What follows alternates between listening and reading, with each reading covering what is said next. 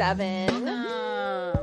Awesome. We left off last week with Gary Young fucking off in South America, living his best life, trying to get around the FDA while running experiments on poor and desperately ill people in rural Ecuador and turning oils into a religious experience. So, enter thieves. Thieves oil is considered an essential or a historic essential oil blend. So the story goes that... What is his name? Donald Gary? Yeah, Young. Okay. I just want to, like, see him so that I can He looks very generic. Oh, his name comes right up. Yeah. Yeah, there's nothing special about him. No, he's shitty. Shitty with a shitty face. Oh, he definitely got dentures as he got older. Look at those chompers. So the story goes that the historic oil blend, right? Mm-hmm. The story goes that there was a group of actual thieves. Today we would call them burglars. Were breaking into the homes of people who had died or were in the process of dying from the bubonic plague in the Middle Ages and like 15th centuries, so 1400s. They'd steal any valuables that those people had. Mm-hmm. However, apparently the story goes that these burglars never caught the plague themselves. So probably because they weren't licking the open pustules of the dead bodies in there. Thank you for that. You're welcome. But at that time, those scary plague doctor masks were a big deal. Yeah. So the story is, or the belief is, that these burglars were wearing those plague doctor masks, That makes kind sense. of posing as doctors. Yeah. And the whole reason, if you don't know, do you know why they're shaped like that? Like why they look like that? So the beak actually was full of herbs because like a at filter the time, yes, they believed in the miasma theory of disease, which is that it's bad air that makes you sick. They're not like totally off base. Right, like yeah. right, exactly. For some things, accurate. For other things, inaccurate. Yeah. But yeah, so like they weren't totally off base, but basically, in addition to masking the smell of rotting flesh, it would. They believed it would protect you from infection. Yeah. So, right. So, but because these burglars apparently never got sick, yeah, it was like the thieves' blend of herbs that they were using in their masks. That's where this name came from? Yes. I hate him so much. I hate him so much. So yeah, the idea is that it's derived from that specific blend of herbs used by those successful burglars. Which, I'm sorry, keep going. No, you're fine. I'm just, I think I have it down here. Where is it? Yeah, so regardless, the Young Living sells the Thieves Household Cleaner, which is an oil blend and a whole ass like iteration of the whole Thieves thing. So the ingredients in the household cleaner, the first ingredient is water. The second ingredient is alkyl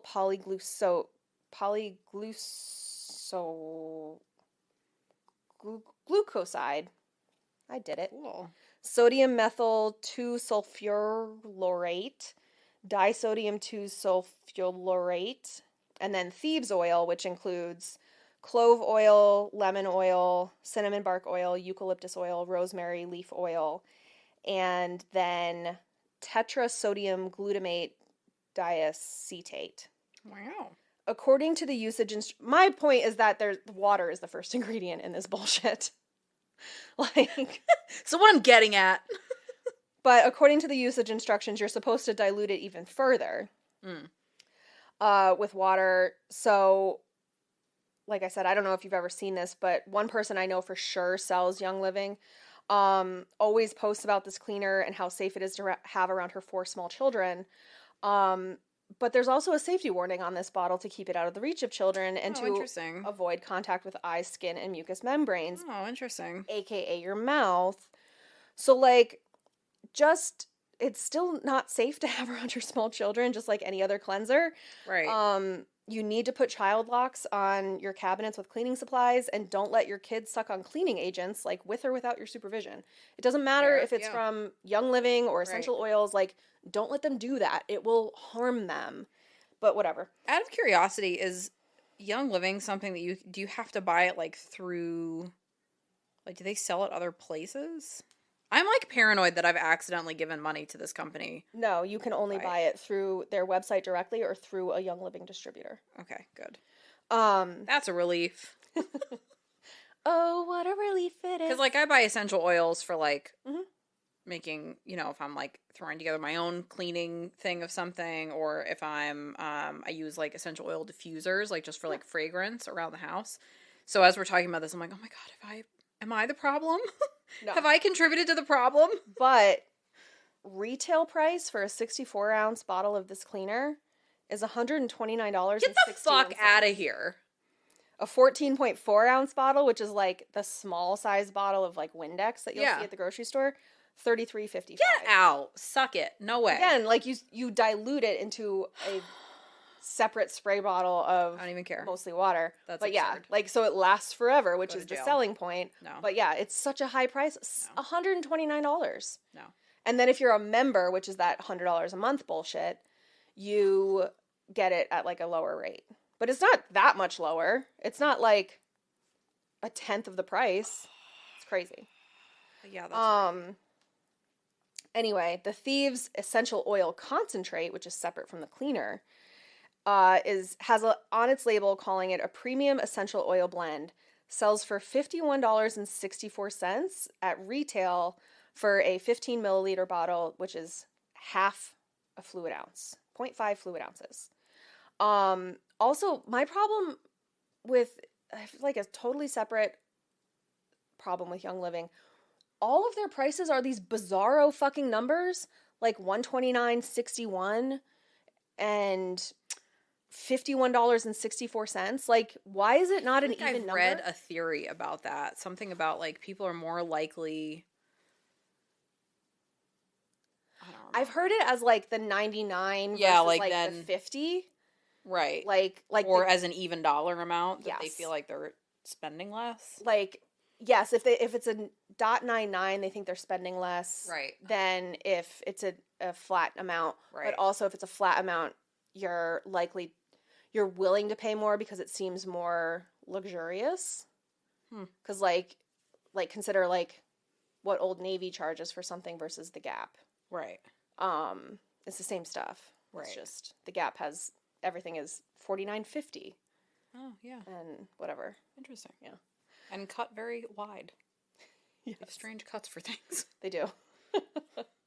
But yeah, so it's just super fucking expensive. And there is an argument that that what you're getting is a pure essential oil and not adulterated with something else based on the price. That? Like, if you're getting something for $5 on Amazon, like, and expecting to ingest it and get benefits from it, who knows what you're putting in your body. But I would argue, who knows what you're putting in your body with this shit. Yeah, to me, you could also just honestly, they could be buying it from Walmart and relabeling it. I think it can go either way, because, like, again, like with Young Living and doTERRA, their whole thing, like, they have this premium essential oil blend, and they also had things called, like, therapeutic grade, which the FDA, like, told them to stop fucking saying that because that's, like, a drug nomenclature. Right. So they're not regulated by the FDA. They can't call it therapeutic grade. Like, those words have meaning. Right. But in any event, so they call it, like, a premium essential oil blend. But so they add these names to things, and because they're like, well, that it's good because it's from us. And it's like, if you buy into that, then you can start to justify the excessive cost. Right. But the Thieves Essential Oil Concentrate, like, sale page on the Young Living website clears up the actual history of the oil. So, apart from the bubonic plague, it was formulated by our old friend Gary, who allegedly created, quote, from research recorded in the archives of the British Museum Library about a group of 14th century European perfumers and spice traders who rubbed oils on themselves while they robbed the dead and dying, unquote. And leaves out a key detail that we don't know what the fuck those Black Plague burglars were rubbing on themselves. Like, we don't know. So, it, like, could have been pig shit that they were rubbing on themselves. And also, why are you making this sound like an inspiring story? Because that's horrific. That's the grift. It's like one step above grave robbing. And they're Yeah, like, look, but they didn't die of the plague. Well, there's that part, but also, like, you didn't go to the British Museum Library Archives, but Gary did, which Gary didn't. No evidence, frankly. Gary like, definitely did. Show me your flight plan and, like, your permission slip to get into the British Museum Library. He was like, I'm Dr. Gary. What's his name? Young. I'm Dr. Young.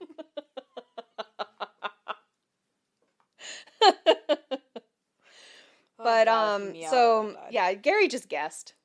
Like, Gary, it's just what smells good, and, like, we know that, like, lemon oil or citrus oils do have cleaning abilities, right.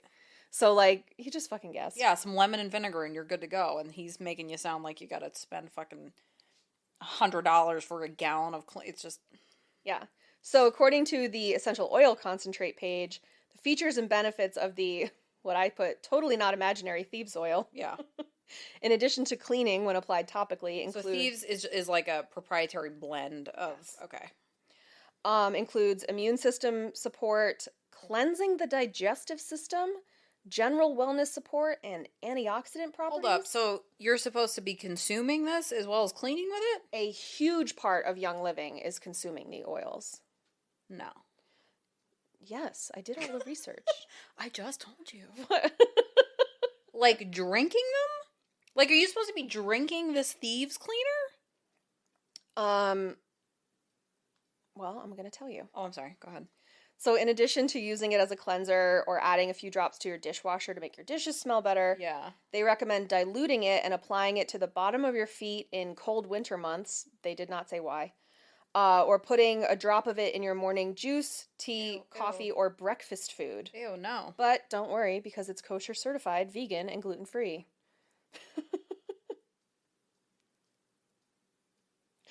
Like, they literally said, like, put a few drops in your oatmeal in the morning. Like, but again, like I said, it's not water soluble, so you're not actually diluting it in your coffee or tea or water or whatever. It's just, it's got to taste so terrible. Yeah. But again, you're only putting one drop, so it's easy, you know? It's just one drop, and it lasts forever, so blah, blah, blah, blah, blah. Like, you can rationalize it easily. And you're doing it for your health. It cleans your digestive system. It detoxes Take a do-go and get out of here. That is so crazy. So... Ingesting them? Oh, that's a huge part of this, Garrett. That's why I wanted to do this topic and why it took 2 episodes. Yeah. All right. Like, and... I'm ready. You'll see in the email. Okay, I'm ready. So, in 2014, Young Living was one of 3 companies that was warned by the FDA for its marketing practices because its distributors on social media were, at the time, claiming that the essential oils could be used to cure Ebola virus. Ebola? Yeah. That's what was happening in 2014. So the company agreed to address... You gotta be a whole idiot if you're believing these people. I'm sorry. I'm sorry, everybody, but shit.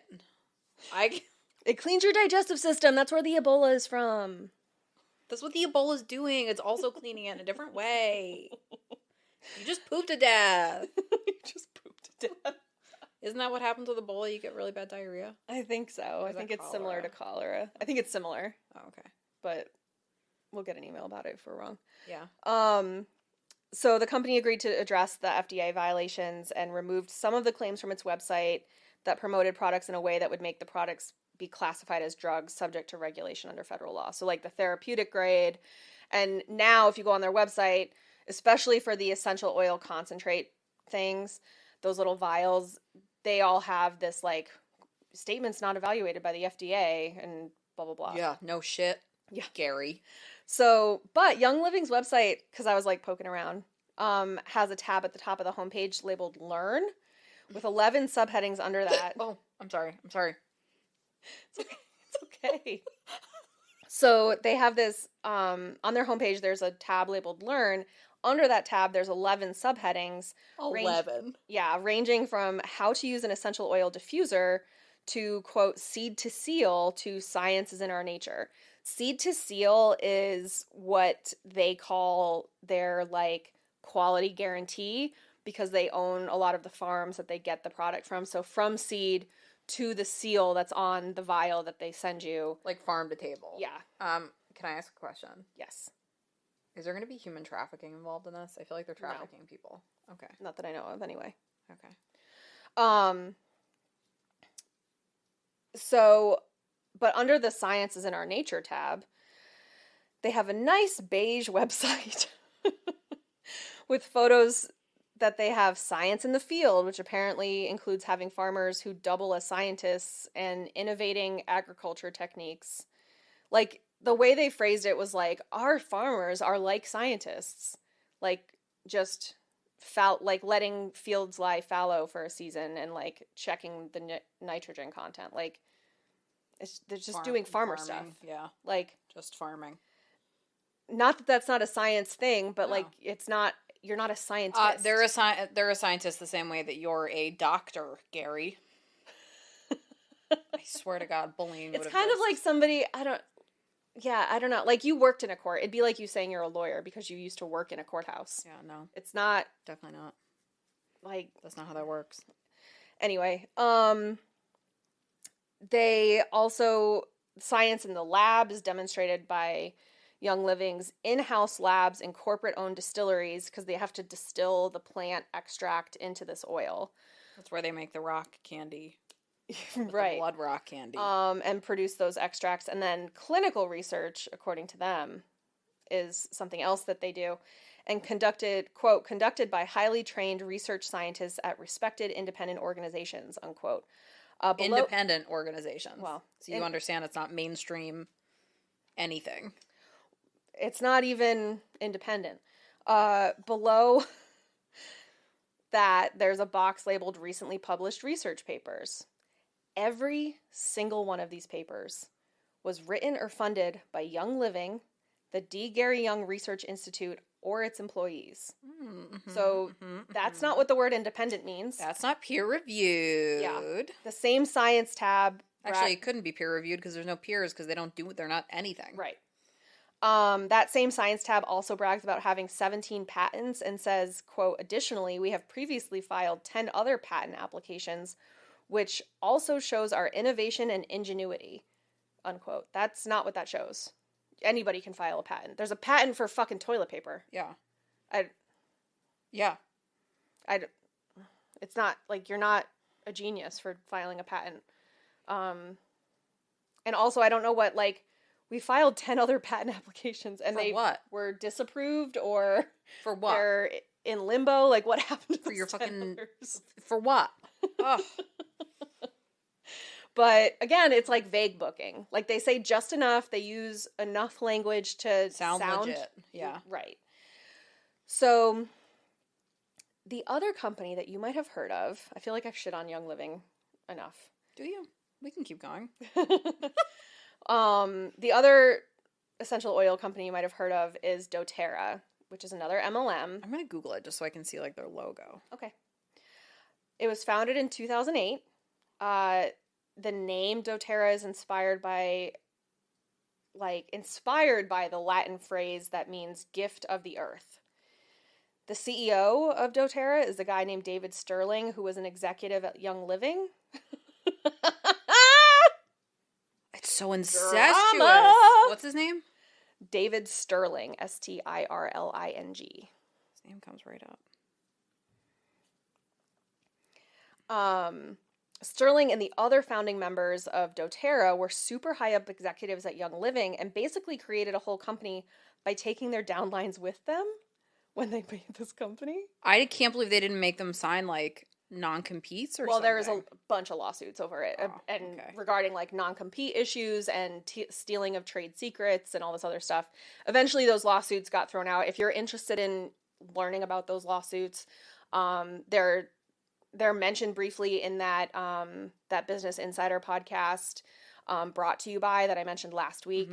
Plenty of other podcasts that go into the MLM side of doTERRA and or Young Living discuss those lawsuits. And both companies have statements on their websites about those lawsuits and like being like, we couldn't tell the truth, but the other side, like basically calling each other shitty and like whatever. Even though they're all the fucking same thing. Okay, so 2 points here. Okay. One, this guy looks like in Parks and Rec when Ben and April went to work for that new guy who was running for Senate. And he was like, stay cool, it's a hot one out there. And then he just like stares at the wall because he's a robot. That's exactly what this guy looks like. Second of all, I have never seen an executive team take so many awkward fucking group pictures together. Did you Google these people? I've seen like 6 weird pictures of them all standing together. Yeah. I've never, ever seen this. What movie did I... Oh, did you ever watch World War Z? Yes. You know... No. I don't remember. Good job. I remember a flight to Israel, and I remember people like climbing the wall, and then that's it. Do you remember towards the end, Brad Pitt goes to like a World Health Organization site in like England or something, and he has to like go through the building? I think I do remember that, yeah. And the people are in like this standby mode, the zombies people. Yes. That's what those people remind me of.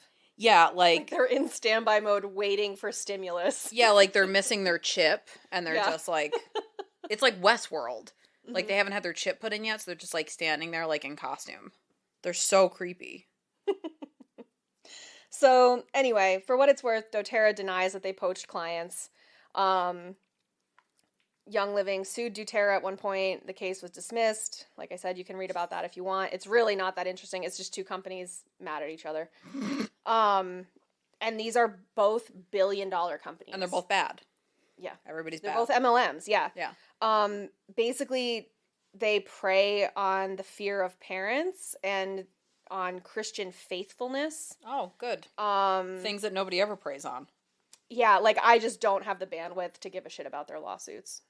Yeah. Like, but anyway, when the FDA got all up in Young Living's business about their labeling, they also got mad at doTERRA, because that was in 2014. At the time, doTERRA was labeling its essential oils as therapeutic grade. Today, their website calls it certified pure tested grade.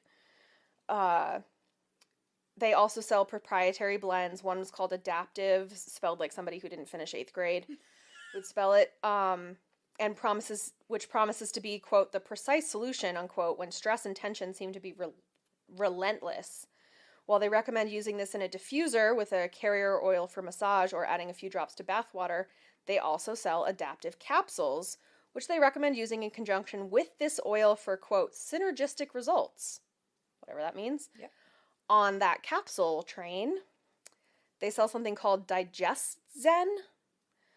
Each capsule contains 120 milligrams of the DigestZen oil blend that you know and trust for overall digestive health. It's just called Metamucil. That's the blend. Highly recommend. But that statement for, trusted for overall digestive health is, I swear to God, accompanied by the world's smallest asterisks. I literally thought on my 20-inch computer monitor screen that it was like a piece of dirt or something. But anyway. What does it say? These statements have not been evaluated by the Food and Drug Administration. Oh, yeah, what a shock. This product is not intended to diagnose, treat, cure, or prevent any disease, which they're required by law to say, but then, like, why would you take it? Like, I don't... Yeah. Anyway. Also, the dosage is to take 1 capsule 1 or more times a day as needed. So 1 or more. I said, I guess once you stop shitting your pants, you know you took enough.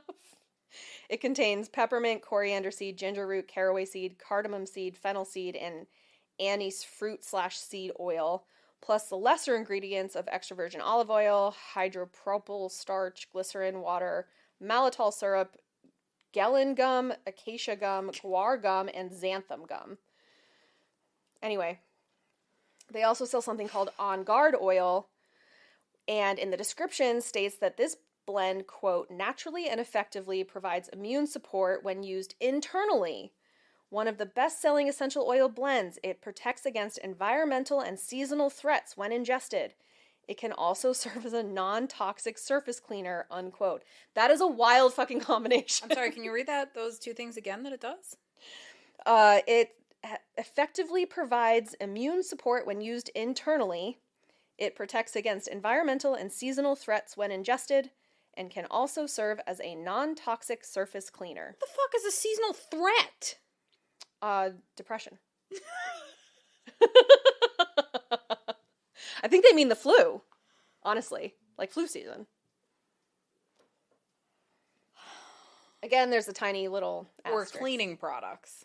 Yes, the ingredients are wild orange, cloves, cinnamon bark, eucalyptus, and rosemary oils. It sells for over $50 per 15 milliliter bottle.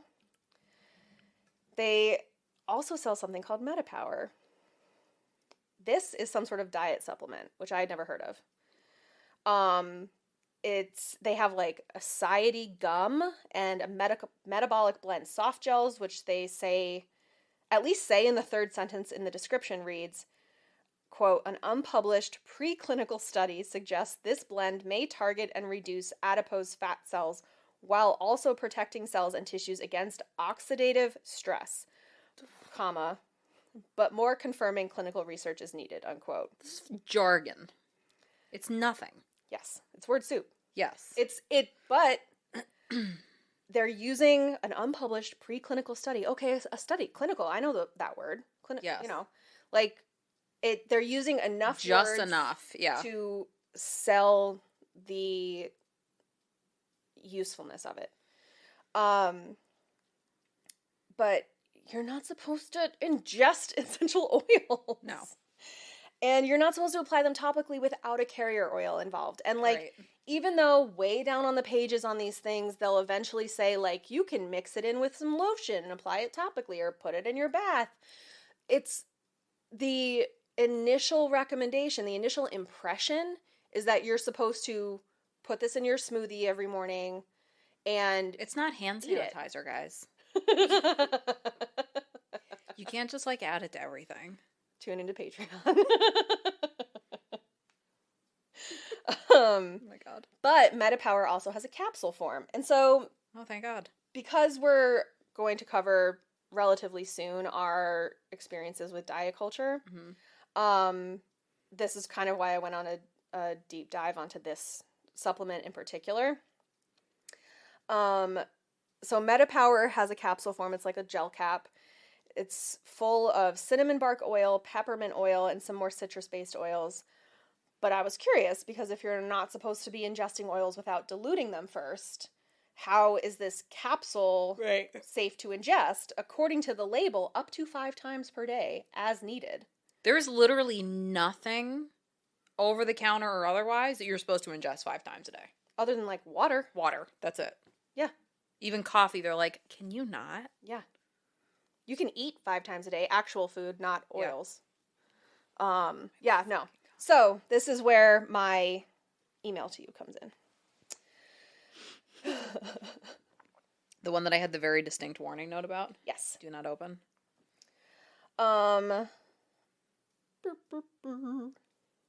Okay, so, doTERRA has an online chat feature. So, I checked that out, and I emailed you an edited copy. You're going to read the bolded text. Okay. I'm ready. Anna. Thank you for contacting doTERRA. I've read that you're not supposed to ingest essential oils. If you're not supposed to ingest essential oils, how can MetaPower be safe for me? Hello? Hello, Katie. Essential oils are actually very safe to use.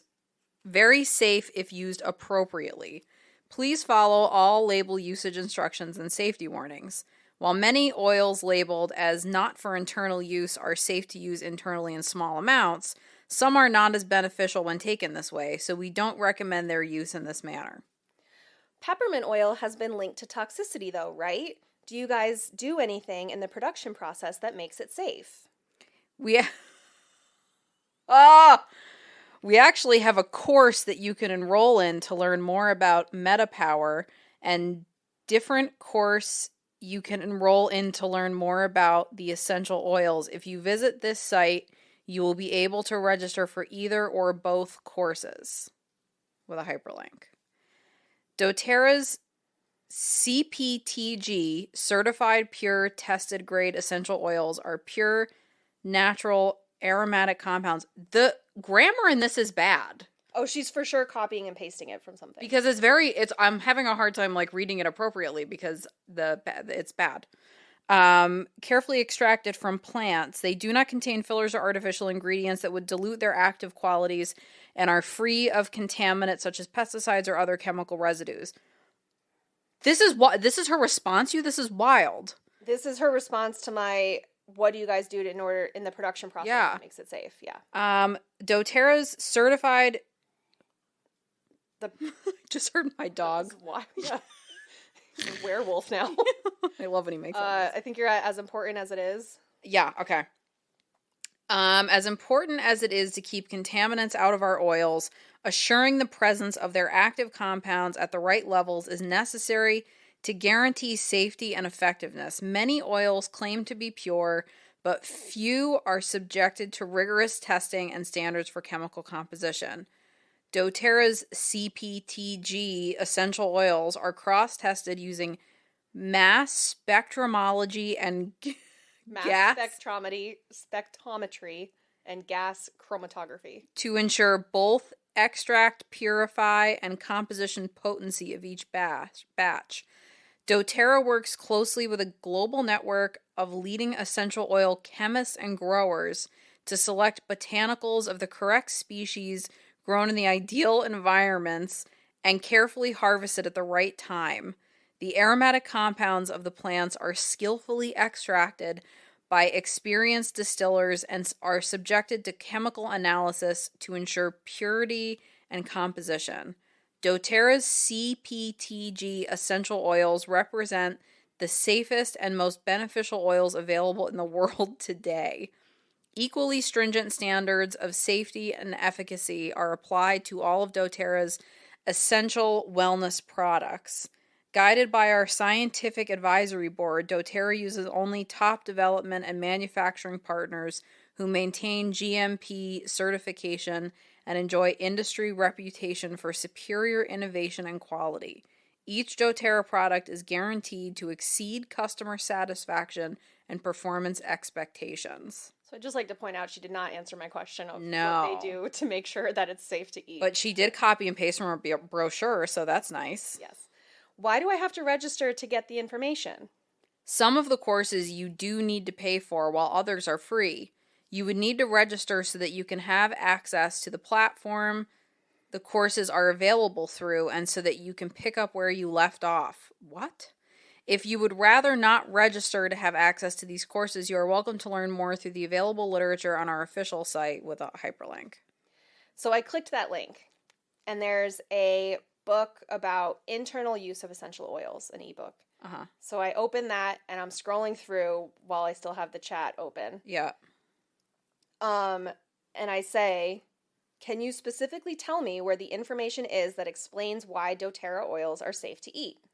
Please allow me a moment to go find this in the book for you. So we're both reading this book, apparently. I don't know that she knows what book to look in, to be fair, but whatever. So I say, your ebook about internal use of essential oils says that cinnamon bark oil must be diluted before being ingested, but that is in the MetaPower blend. How is the MetaPower capsule diluted? That's a great question for our product support team. You are welcome to contact them via email at productsupport@doterra.com. Is there anything else I may help you with today, Katie? Not at the moment, thank you. So I emailed product support, and they did not respond. Weird. I know, I was shocked too. They seem so forthcoming. So to be fair, like, I didn't, make that email to them very flowery. All I said in my email, the subject was MetaPower question, and I said, your ebook on the internal use of essential oils states that oils can either be placed directly on the tongue, added to food or drink, or put into a capsule to ingest. However, page 19 of your ebook states that cinnamon bark oil, among some others, must be diluted in at least 4 ounces of water before ingesting. Yet, your MetaPower capsules include cinnamon bark oil in their composition. So, and then I bolded, how is this oil diluted within the capsule? And then I sent it. I didn't sign my name either, so they can eat my dick. But they haven't responded. I wish you signed it, eat my dick. Well, I also sent it from my personal email because I didn't think that having an email from the Bar's Ankle High would have elicited a good response. What if I bat my eyelashes at you? I considered like creating a separate email called like Essential Oils Below or something.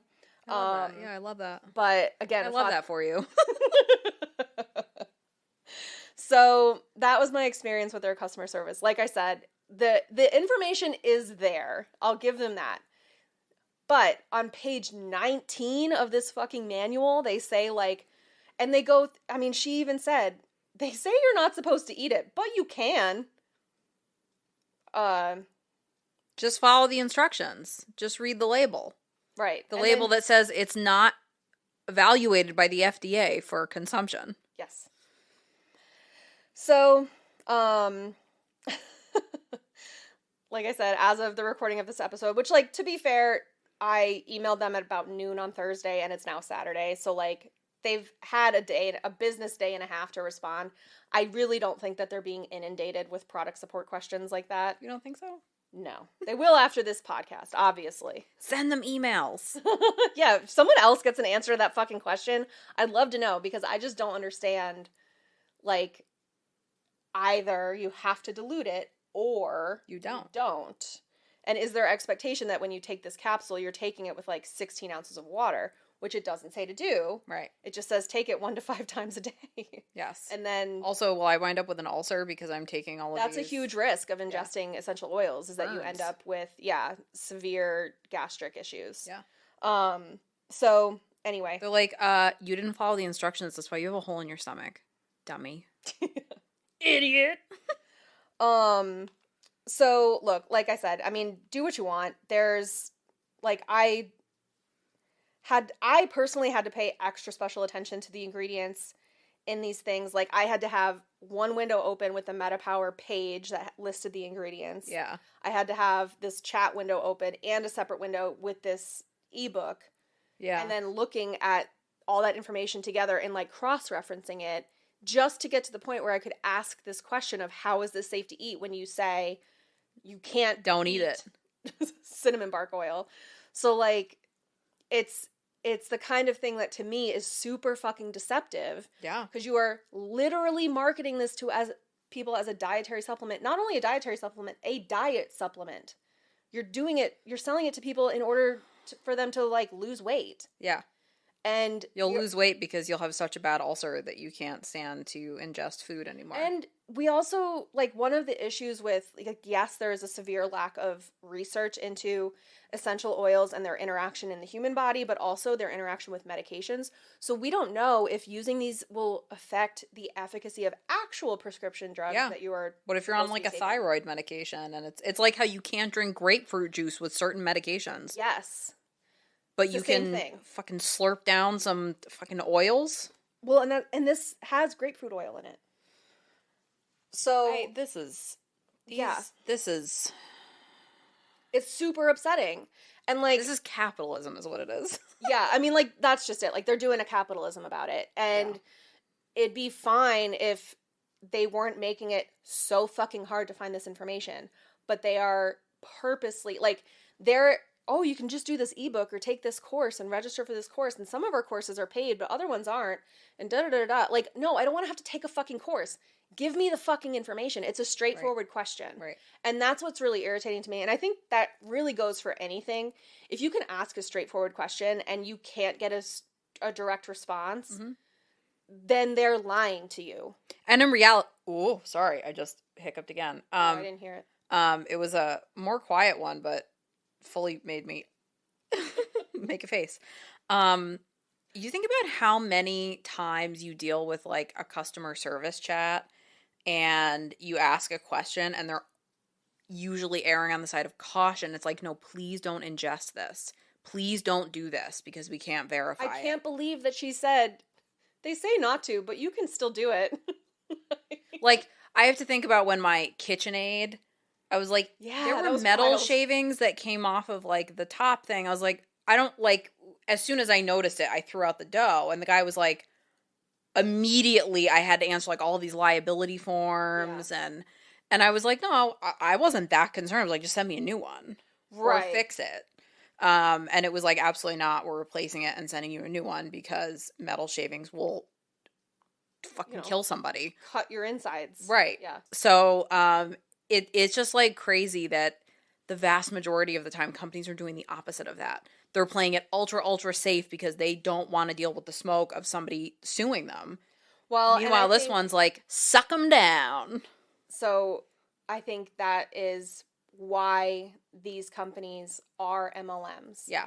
Because first of all, most people who buy from an independent distributor, doTERRA calls them wellness advocates. Oh, worse. Yeah. But if I'm an independent distributor and I sell you this MetaPower and then you end up with an ulcer, are you going to sue me for selling you this product? Because, like, you know me personally. You're not going to sell the company. But the company's going to turn around and be like, oh, they're an independent contractor. They're not because our I'm employee. sure the shit that they have to sign when they start with them is, like, probably extensive. Yeah, certainly. It's probably, like, arbitration agreements coming out their ears. Yeah. Like, it's just the kind of thing where doTERRA cannot be held responsible for. And look, like, I have no idea if this MetaPower stuff is going to actually injure you. Like, I have not taken it. I will not be taking it. No, we're just speculating. Wild speculation is also part of this podcast. But their own Looking at you, Gary. Their own literature says not to eat one of the ingredients in this blend. So I think that it lends itself to concluding that it's not safe to eat. And so whatever. At least what they claim is in it is something that everyone warns you to dilute. Right, like a basic Google search will warn you not to right. put essential oils directly onto anything. Yes. So let alone with the lack of down. research on essential oils, plus in the US, the lack of regulation on any supplements, but especially things like essential oils, promoting putting something into your body when the science in general can't tell you what it will do, even if it'll do nothing. Yeah. I think it's just so dangerous. Also, just side note, there's no such thing as detoxification from a supplement. No. You're like, if you have working liver and kidneys, that's what they do. You are going to be detoxed every day. Yep. That's why your pee in the morning is darker usually than your last pee of the evening the night before. And also why eating liver is extra vile, because it is a filtering organ. Yeah. No judgment, but yeah, the human body is designed to survive. Like, it's one of the things that our bodies are best at is filtering shit out of our fluids and blood. Yeah. And getting rid of the waste. The way they can track armies in ancient civilizations is by following where they put the latrines. Interesting. Yeah. Follow the poop. Yeah, because that's the first thing they do when they put up camp is figure out where everybody's going to poop. Yeah. Because we do it all the time. Like, you can't stop. Yeah. There's no poop hole loophole. The whole reason that people in kidney failure require dialysis is because their kidneys are not filtering waste out of their blood. If it was as simple as giving those people a drop of some essential oil on their tongue, doctors would do it. Like, say what you want about the pharmaceutical companies and capitalism, but, like, actual physicians want their patients to get better, and watching somebody waste away because of chronic illness and acute organ failure is not something that any physician, I think, wants to witness, and certainly doesn't want a front row seat to every day of their career. No, I feel like, if anything, they want you to recover from it so they don't have to see you and listen to you complain about it anymore. Right. Like, if they worked for detoxing, your MD, your medical doctor, would tell you. Right. Like, not Dr. Gary drown your kid. Yeah. Like my doctor is the first person to recommend a non-pharmaceutical way of dealing with something. Like when you have a virus that she can't give you anything for, make sure you're keeping up with your fluids. Make sure, you're doing X, Y, and Z. That's going to ultimately like make you feel better overall. Or you have a sore throat, but it's viral, maybe get some popsicles on your way home. Get a fresh toothbrush because you have some kind of viral thing and you want to get a fresh, like things like that are not a prescription or a medication, but are valid health advice. Yes. Not, I mean, if I went to a doctor who was telling me to drop some lavender oil under my tongue and said their name was Dr. Burroughs, I'd be running the other direction. Yeah. Yeah. So back when we started this topic, the, as recommended by a listener, I found one of the biggest problems as it relates to our podcast is that if you Google essential oils and ADHD or essential oils and autism, you get all this bullshit. Millions of results. Yeah. Autism Parenting Magazine, I did not link this in my show notes, has a whole ass article with a catchy little infographic listing a whole bunch of essential oils and what they can help a child with ADHD or a child with autism handle, including frankincense, which they report helps kids stay focused and helps boost the immune system, vetiver, which apparently is a relaxing... Never even heard of that. Me neither. It's a relaxing oil that will help children who have difficulty concentrating, being distracted, which is the same thing as concentrating, and impatience. Sandalwood, which is also relaxing and can, quote, be effective for children with autism spectrum disorders. Unclear how or why. Cedarwood, apparently good for sleep because it also has calming and relaxing, quote, properties. Lavender has a calming effect and can reduce anxiety, emotional stress, and sleep quality. I guess it would improve sleep quality. Yeah, not lessen also, sleep quality. Like, refer back to how lavender application in prepubescent boys can cause gynecomastia. So don't do that. But also, mandarin orange oil is good for kids, apparently, because it has a citrus scent and also helps anxiety. Peppermint, named as, quote, perfect for ADHD and autism kiddos because it has a cooling effect that then has a calming effect on the body. So these are all like sensory-based, just like calming things, which is fine, but don't bill them as a fix or something to improve symptoms if they're just meant to be like a general soothing effect. I'm sorry. Keep going. I'm sorry. No. It gets better. Ling Ling has a positive effect on human emotions and can increase blood flow to, quote, certain, unquote, parts of the body. Doesn't say what those parts are. Sounds gross. Yep. Bergamot oil apparently creates a feeling of joy and energy by improving the circulation of blood. Quote, great for autism, unquote. And chamomile, I said they really went in all in on this one. Quote, potent anti-inflammatory and pain-reducing abilities and can help relieve congestion, strengthen the heart, improve digestion, and even fight cancer, unquote. Again, why are we talking about cancer? This is an article about autism and ADHD. But, yeah. Also, I'm pretty sure chamomile's not going to fucking... No. Deal with my latent cancer that I apparently have. Your chicken cancer. It's that chicken disease I got. Bah! Gotta love Katie's animal noises. So no sources were linked or cited for this bullshit. Of course, why would they be? It's that reason primarily that I haven't included it in the show notes. And because I refuse to participate in the knowing dissemination of misinformation. This article is also super fucking long. Like, super fucking long. This infographic is in, like, the first 10% of the article.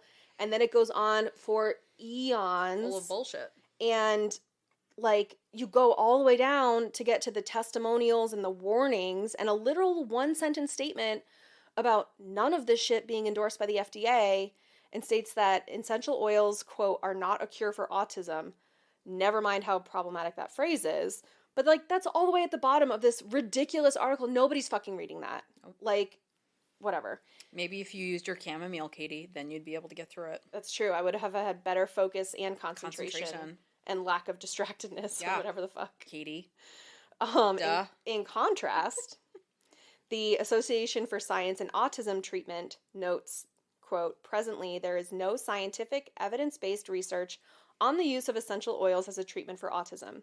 Essential oils, though not found as a treatment for autism, may work as a preferred sensory-based experience, and individuals may have different preferences toward a preferred scent. However, it is important to note that general research findings on essential oils demonstrate that these oils can become toxic and cause adverse effects, unquote. Those adverse effects include skin irritation, allergic reactions, and seizures. They go on to conclude that because of the lack of research together with the risks and side effects, quote, essential oils cannot be deemed a scientific or evidence-based treatment for individuals with autism. So I don't know what the fuck Autism Parenting Magazine is doing. Why are you recommending it?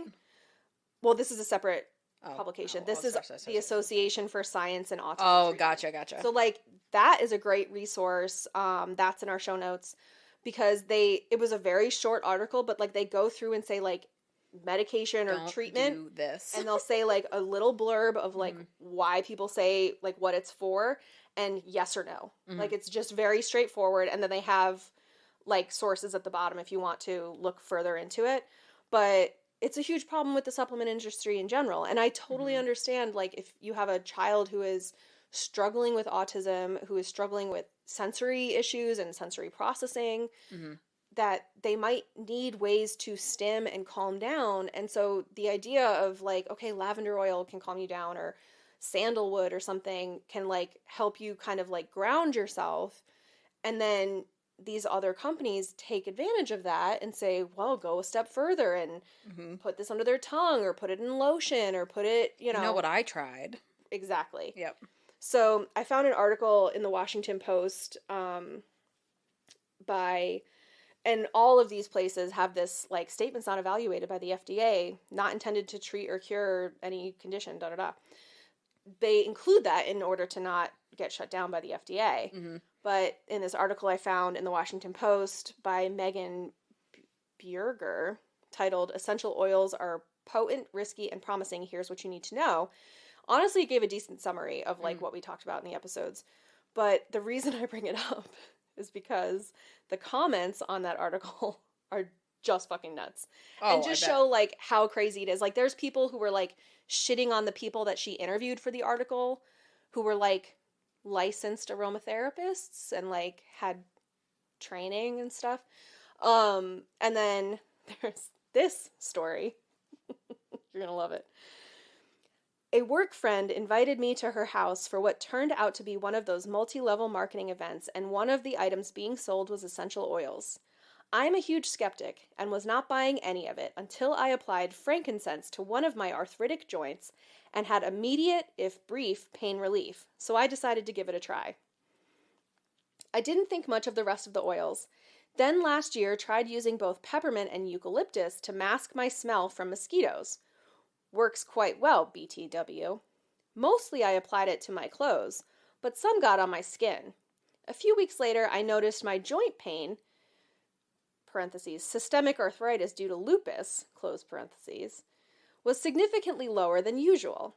It took a while to figure it out, but testing proved both of those oils, particularly the peppermint, were providing serious anti-inflammatory relief. I have tried finding scientific studies to guide me on safe levels of use or of what could be ingested instead of applied to the skin. It just doesn't exist. So I continue to use them while worrying about toxicity. I regularly apply the frankincense to my knees and hand joints, and when I can get past the overwhelming smell, I apply a few drops here and there of peppermint, which affects more than just the application site. This is obviously anecdotal, but there is definitely something worthwhile in this treatment, at least for some segment of the population. It's just too bad unbiased, peer-reviewed research isn't being done. If it were, we'd all be safer, and more folk would be benefiting from essential oils. So, do you remember, like, when the vaccine first came out for COVID and people were like, instead of vaccinating, why don't we just give people, like, a small exposure to it so their immune system can know how to fight it? And it's like, you're this close. You're, like, this fucking close to getting it. Yes. Or when people are like, oh, they're giving, like, COVID vaccines for free. What about insulin? Again, you're, like, this close to getting it. Mm-hmm. That's what that is. Yes. I have to use these while worrying about toxicity. And wishing it was peer-reviewed studies. I remember in college... I don't have a choice. I just better keep doing it. I'm definitely not going to tell my doctor. In college, I don't remember what the class was, but we were in a group, and we had to, like, look... I wound up bringing an article in that was basically, like, about how the FDA had not evaluated any of the, like, vitamins and supplements and stuff that are all over the counter that are available, like, in the pharmacy, and, like, what was actually going into those. Mm-hmm. And it kept bringing up, the article that I had kept bringing up Nature's Made specifically, because it's, like, one of the bigger ones. Yeah. And one of the girls in my group, and this is one of those situations where you're like, I'm the outlier here. I am in a program that's primarily men, but the women that are in the program are certainly not granola tree huggers, which I will consider myself a granola tree hugger. Comparatively in that crowd, for sure. For sure. Yeah. I am the extremist left wing.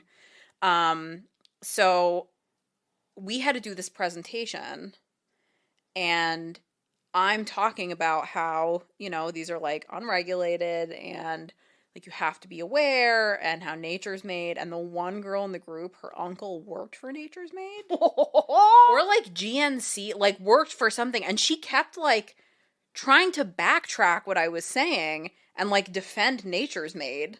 And I remember just fully having this attitude of, like, why do you give a fuck about this corporation? Qui gives a shit. Qui gives a shit. Why are you standing up here defending? It was just so wild to me. And she was pissy with me the whole time because I was doing this article, and I was like, shouldn't the bigger concern be here that, like... Yeah, again, you're this close. You're missing the fucking point. Right. Yeah. Right over your head. Yes, exactly. So, yeah, but that was one of the more comprehensive comments on that article, but it just cracked me up. Like, this is obviously anecdotal. Yes. So I'm going to continue recommending it to people. Like, yes, I went to an MLM party and I tried frankincense oil and had brief relief. Oh, so it didn't actually work. Like, right. You put Bengay on your knee and you felt better. Yeah. Like, right. And it's like, they're talking about, like, oh, peppermint oil can be soothing. Yeah, you can get, like, China gel. Peppermint oil, like, a lot of the complaints about it are that it is so pungent. Yeah. So, like, people will use it, and a lot of the anecdotal stories about peppermint oil in particular is that it helps with, like, migraines. Mm-hmm. So they'll, like, put some on the back of their neck. Yeah, or, like, I've seen, like, on your temples. Right, but they have to use, like, so little because it is so strong. Yep.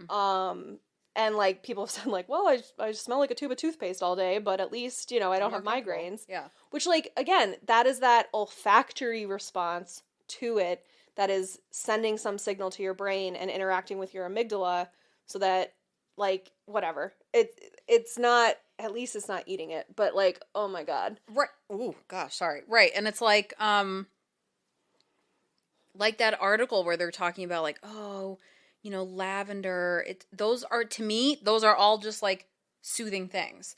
So, like, yeah, if I'm really stressed out and I want to, like, relax for the evening, I will totally put some lavender oil in a diffuser so that the air is, like, a calming scent and it just, like, helps you settle down. It's not systemically doing anything to me. No. I find it a soothing scent, so I'm more relaxed when I'm smelling it. Yes. Like, it's not, or I'll use, like, I have a bunch of, like, lavender scented lotions that I'll use. So, like, before bed, I'll, like, put lavender scented lotion. I have a lavender scented cuticle oil. Yeah. That I love rubbing on my hands before bed. Side note, Lush, sponsor us. They have that sleepy time lotion that is just, like, oh my God, you just want to, like, eat it. It smells so good, and it's, like, I mean, I know what Lush is, but they have like this specific lotion that they say like to use before bed. It is the most soothing combination of scents. Love it. Love it so much, and I love using it before bed. And now I want to go get some. okay. The National Association for Holistic Aromatherapy, or NAHA, which makes me want to say like, See, I thought about the Amanda show when she would go, meh. Oh. Anyway, NAHA has very clear information on its website. The first sentence on its regulations page states, quote, aromatherapy is currently an unregulated and unlicensed field, both for the practice of aromatherapy as well as the manufacture of aromatherapy products. Now, they're talking about the U.S.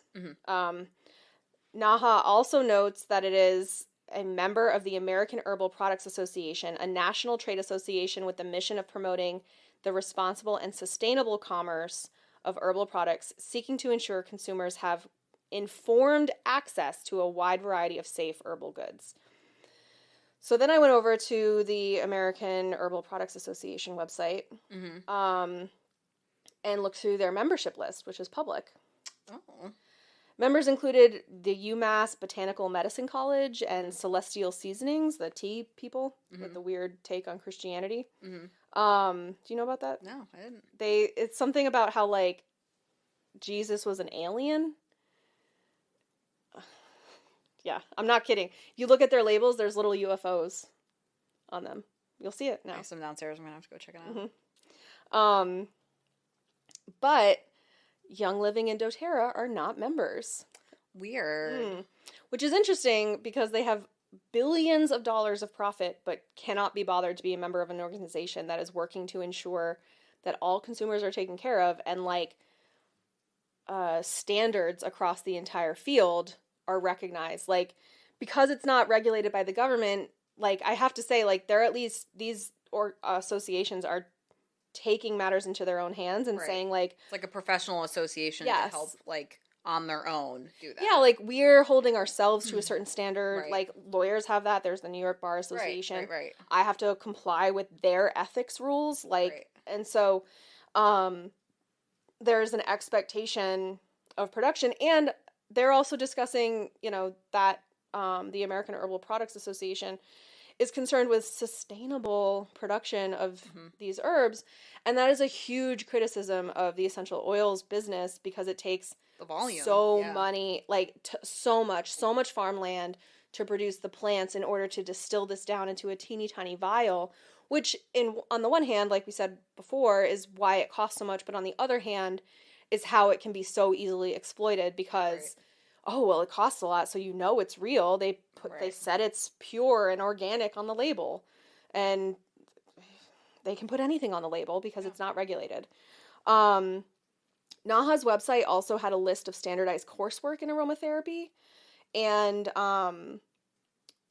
included, like, different types of certifications, like levels based on how much coursework you've completed.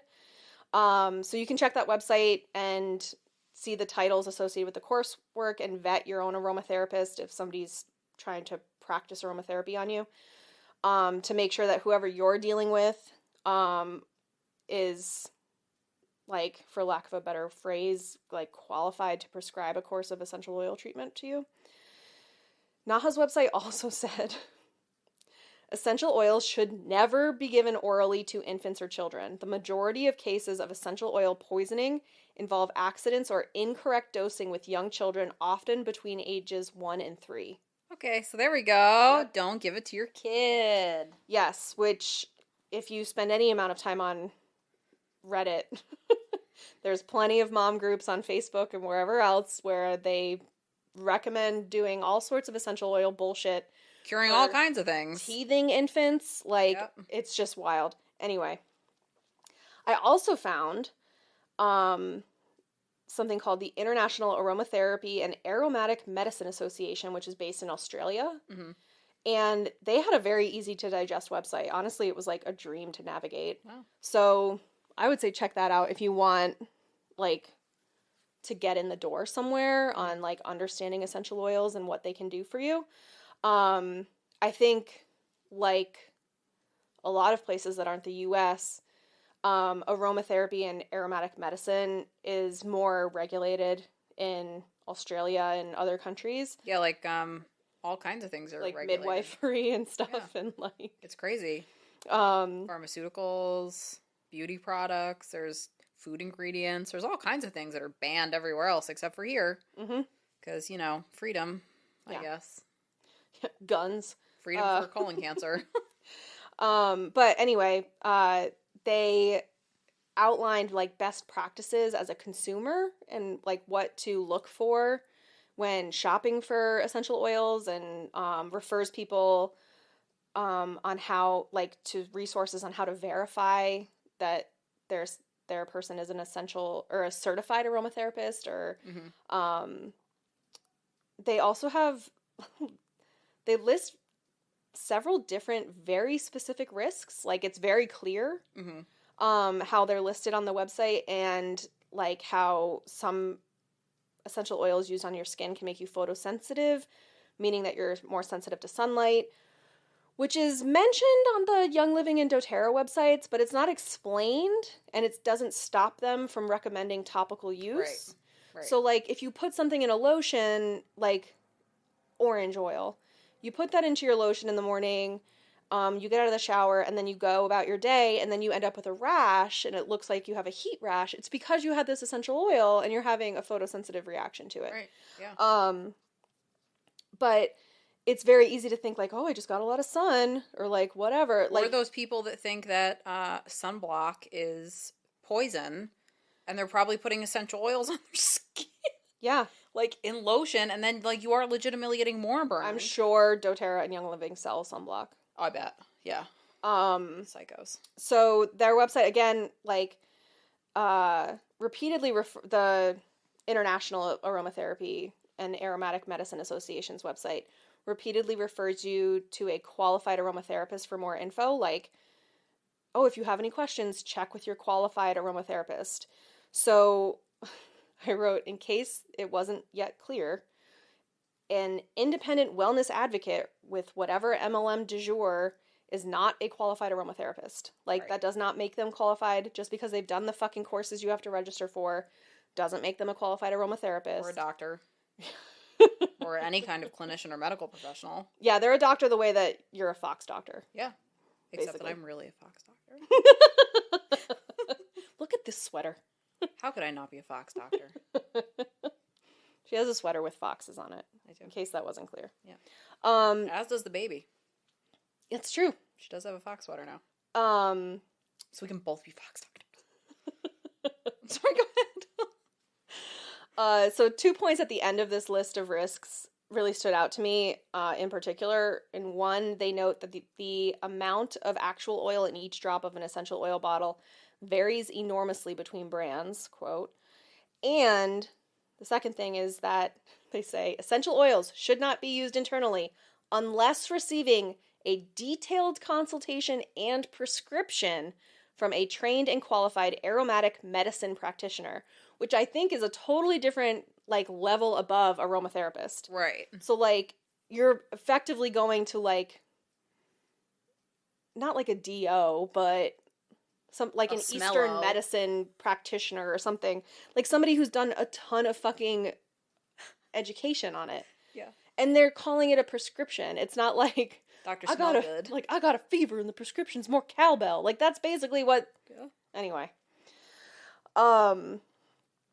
Also, the person who mentioned this topic to us on Instagram,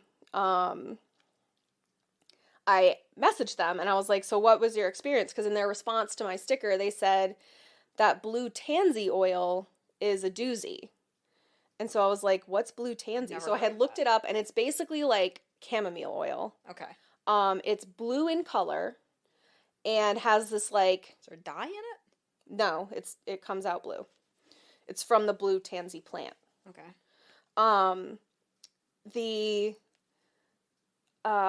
But, like, anti-inflammatory and calming benefits were the primary benefits that I could find in a brief Google search.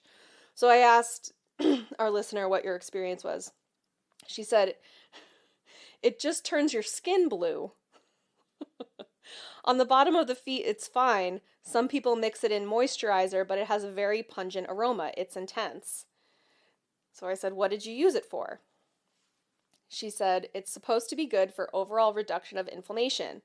Use it in a face moisturizer to reduce redness and puffiness, overall bloat, that kind of thing. I said, did it work? Other than the smurfening, I mean.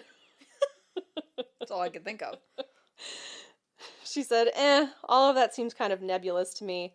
I'll put it this way. I pretty much stopped my daily essential oil routine once COVID hit, and I haven't really noticed that much of a difference. Shit. So I would also say that if you're using it to reduce redness on your face, it will reduce redness because there's a blue tinge to it. So Right. it's like the opposite. It's counteracting Right. that. Right. But that might be why it's reducing redness. But I'd be so mad if I put something on my face and it turned my skin blue. Did you ever watch Bride Wars with Kate Hudson and Anne Hathaway? No. There's a scene there. And even if I did, I wouldn't remember. I know. There's a scene. There's these two best friends, and their weddings end up being scheduled on the same day through this like super exclusive wedding planner in New York City, yada yada, at the plaza, blah blah blah. So they're fighting. They're going back and forth. Kate Hudson with the blonde hair is getting her hair done the week before her wedding. Yep. Anne Hathaway sneaks in and swaps out the dye cups, and she ends up with blue hair. And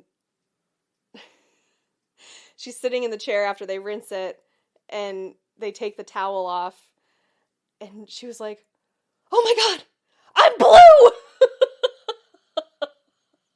And she completely freaks out. She's like, I have blue hair! How am I supposed to get married with blue hair? In reality, it would probably look really fucking cool. It probably would. Yeah. I don't know that I would do it. It's not really my whole vibe. As much as I like colors. Yeah. No. I do like when people like do the dipped dress. Or like the ombre their tulle underneath is a different color. I like that too. Yeah. Yeah. That's cool. So, according to Johns Hopkins, if you want to use essential oils, here's some tips on how to safely find ones that are good. Yep. So you're not going to tell Johns Hopkins to eat a dick like you did Harvard? No. They haven't made me mad. If I read their sleep tips, yeah, maybe. So the first tip is look at the label. It should include the Latin name of the plant information on purity. It should include the Latin name of the plant, information on purity or other ingredients added to it, and the country in which the plant was grown. Interesting. Yeah, I didn't know that. I'm going to have to check my bottles. I bet none of them have that. Young Living does not have that on their labels on their website anyway. Number 2 is evaluate the company. Purchase products from a well-known and reputable aromatherapy company that's been around for several years. So this is problematic in that doTERRA has been around since 2008, so it's 15 years old. And Young Living's been around since 1994, so it's, almost 30. Jesus. Oh. Rude. I know, right? Choose dark colored and glass containers. Pure essential oils are highly concentrated. They can dissolve plastic bottles over time, tainting the oil. Most companies package essential oils in small brown or blue glass bottles to protect the quality. Because they're also sensitive to light. Yeah. Well, they'll probably evaporate too, I feel like. Not if you keep the lid on. No, like just through the exposure to light, they wouldn't like kind of lose their... Okay. No, I don't think so. Okay. But it's an oil, it can heat up. Mm-hmm. So yeah, I guess maybe if you could make it get hot enough to like steam, then it could explode the glass bottle, which is why you keep it out of direct sunlight. Yeah. The fourth tip is to avoid, quote, fragrance oils, unquote. Fragrance or perfume oils are made from essential oils combined with chemicals or entirely from chemicals. They are not suitable for aromatherapy. Instead, look for bottles that contain a single essential oil in its purest form, aka 100% essential oil with no other fillers. And compare prices. Essential oils range in price depending on how involved harvesting and production are. Within a line, there should be a wide variety of prices. Rose Absolute or sandalwood oils will be more expensive, while sweet orange oil will be on the less expensive end. Well, it's good that they give specific examples, too, because that's helpful. If you find a rock bottom price for an expensive essential oil, it probably isn't pure. Okay.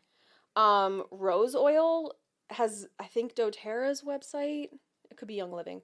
Rose oil, like a half-ounce bottle of it, is like $150. What? Yeah. Because it, like, growing roses takes, like, a ton of farmland and is super labor intensive, and then they have to harvest, like, a shit ton of them in order to get that little vial of oil. That's wild. Which raises the question on the sustainability thing. Right. Which is why, like, being sustainable is important. So, yeah. Anyway. Just a fun fact. Gary Young died in 2018. Good. Sorry. Go ahead. According to Mary, his wife at the time of his death, he died from complications from a series of strokes. According to a son from his first marriage and semi-estranged from him at the time of his death, so a sibling of baby Rachel. Gotcha, yep. Gary died from cancer, and the stroke story was peddled to cover up the fact that his oils didn't cure his cancer. You're the real MVP, estranged son.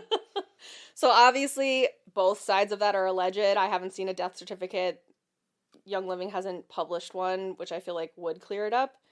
At the same time, definitely not. They're not required to, like, to say, right. like, publish somebody's death certificate is, like, it's just gross. Like, I don't think it's something that should be published or freely available 100% of the time. So it's one of those things where I'm like, well, if you don't have anything to hide.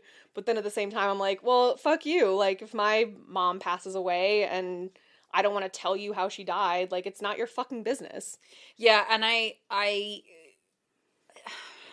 yeah, no, but it's only a problem because they're hiding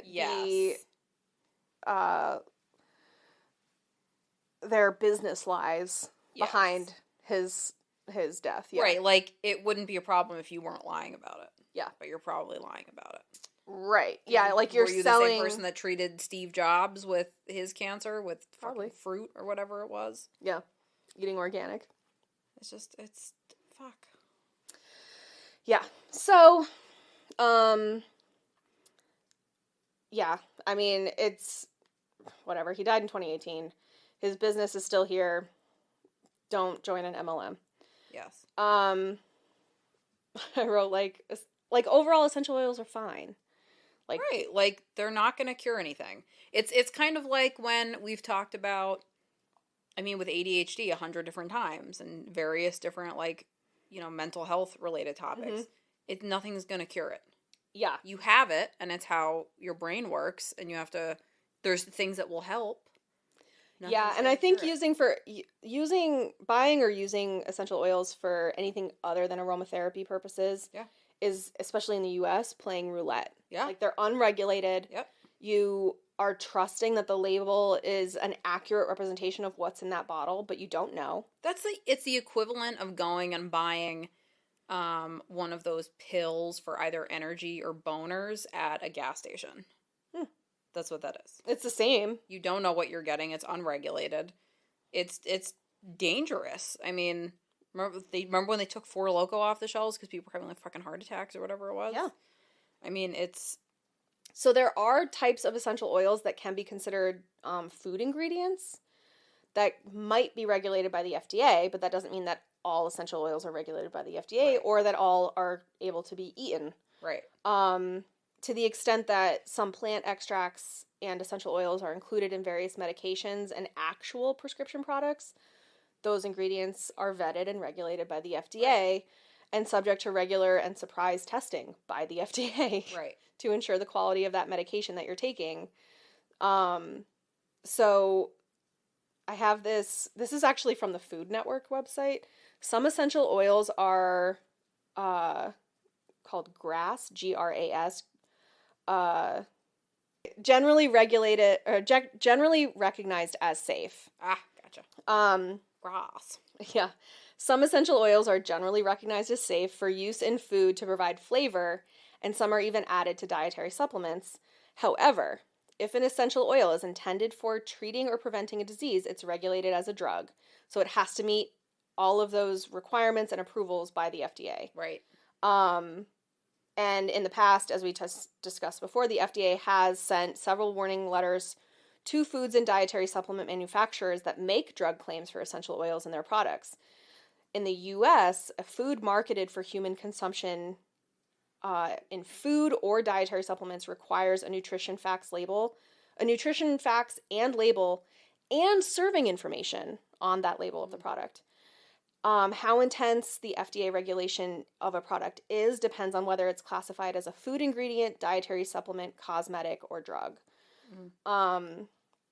Additionally, those recommendations of diluting their pure essential oil in water, like we've said a billion times, essential oils are not water soluble, so you're getting an undiluted dose with that first sip, defeating the whole purpose of trying to dilute it in the first place. Right. Yeah, like I use them without issue, but I don't use them to cure anything.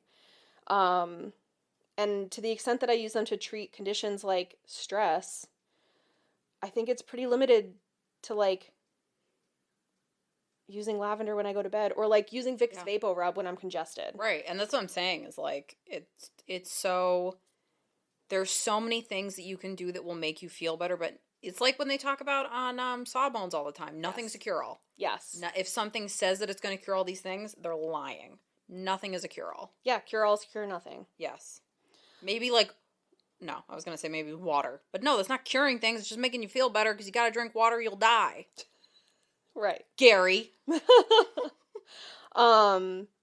Yeah, so I have like, as far as like the MLMs are concerned, something that makes so much money is bound up to end up in our like social media feeds, especially when it comes to mental health and wellness stuff and those claims. And like I said, if you want more on the MLM side of things and the damage that doTERRA and Young Living do to people in particular, or just what MLMs do to people in general, there's plenty of podcasts. There's one called the Anti-MLM Podcast that goes way in depth on like income disclosure statements and how to read them and like what it means, because MLMs are required by the FTC to release these income disclosure statements. Oh, I didn't know that. Yes, but they're pretty much free to format them however they want, which is how you look at that and it's like, all these people are making this much money, and then at the very bottom it'll be like, it says all the ranks and like leaves out the fact that the lowest rank listed on that income disclosure is like 15 up from where you start. So they explain all that in those podcasts, is my point. But I wrote, the Gary Young stuff is interesting, so I included it, but it was just a fun rabbit hole to see how much of a rotten scumbag that guy was throughout his whole life, allegedly. So I don't get sued. Well, yeah, I mean, it's like when we talked about Geraldo Rivera. It's true. But I don't know that we've got any naked bathroom mirror selfies of Gary Young. That's true. Bummer. That's true. And nobody wanted to cosplay as him, so. So yeah, I mean, like, live your life. But in all of this research that I've done, nothing has convinced me that I need to add an essential oil regimen to my life in any way. All my sources, plus like all the podcasts I listen to, which I didn't include the podcast links in all the show notes because I just Googled like either anti-essential oil podcast or essential oil podcast.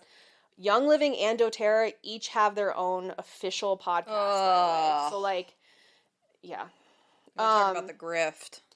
I know. It's so exasperating. It is. It really is. But yeah, so like I encourage you, like, check out what I've cited in the show notes and do your own research if you're interested in this. Say, do your own research. Yeah, like try to come at it from a place of neutrality if you want to see like what there is to it. But vet your sources and using something from like iloveherbalremedies.com is not perhaps reputable. Essentialoils.biz.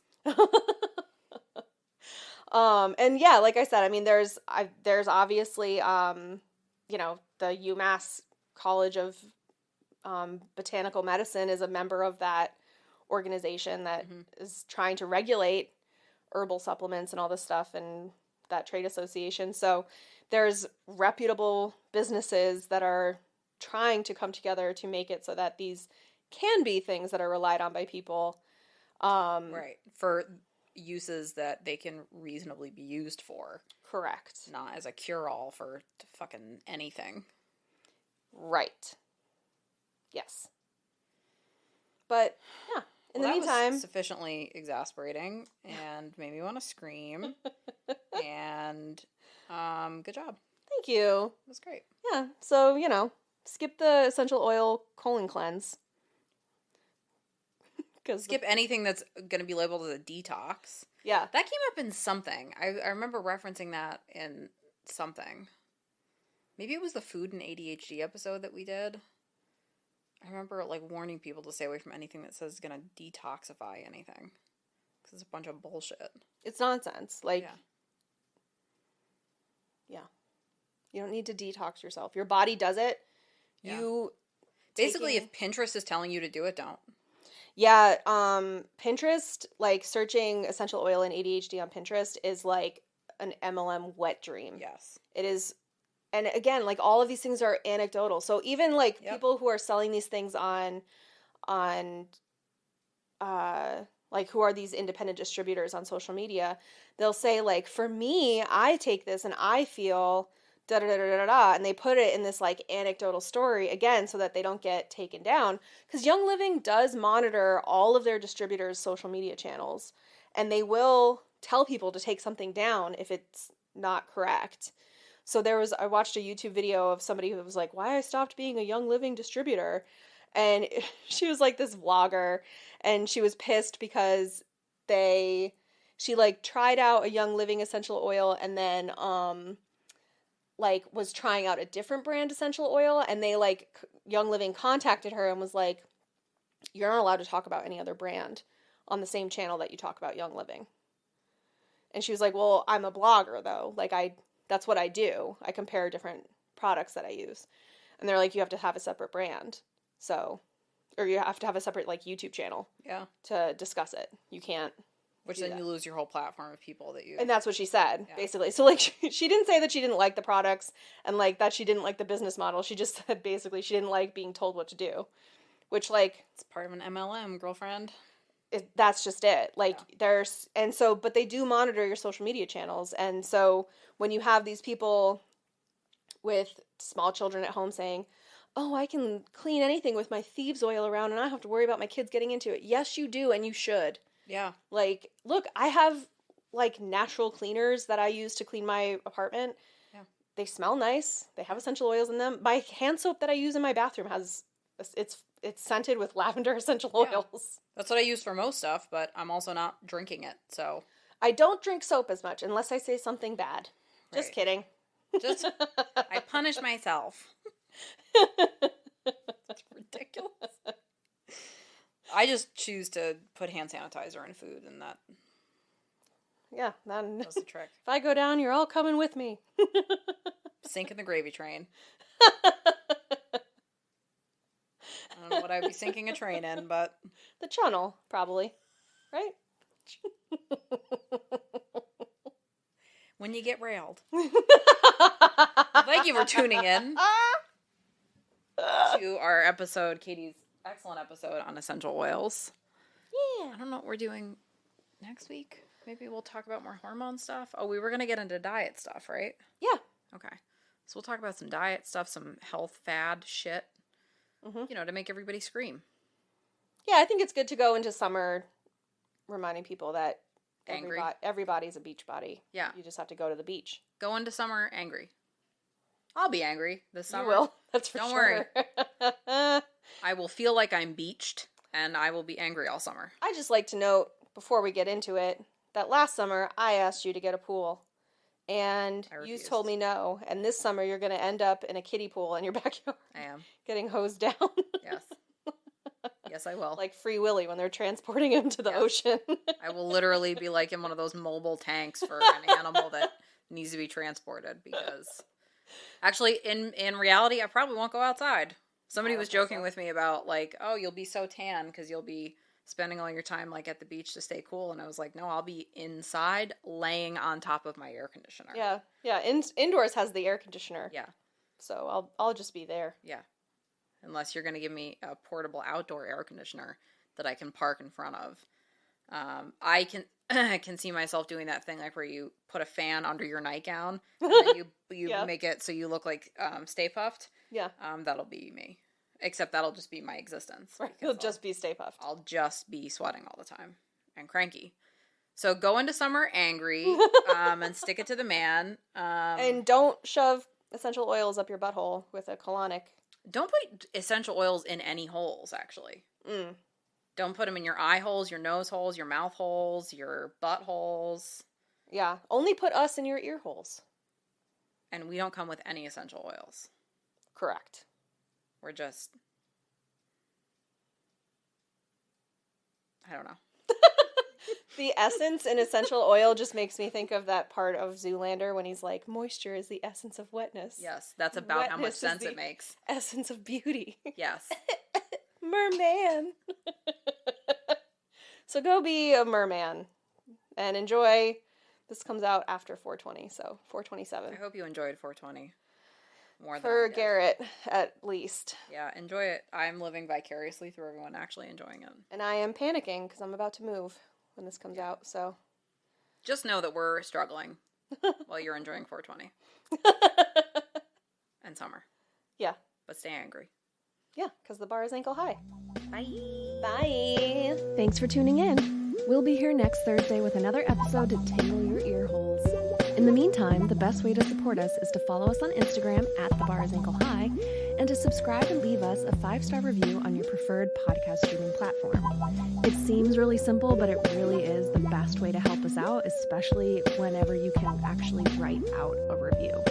Great news! We have a new merch store that ships internationally and allows you to customize your merch on an endless array of products.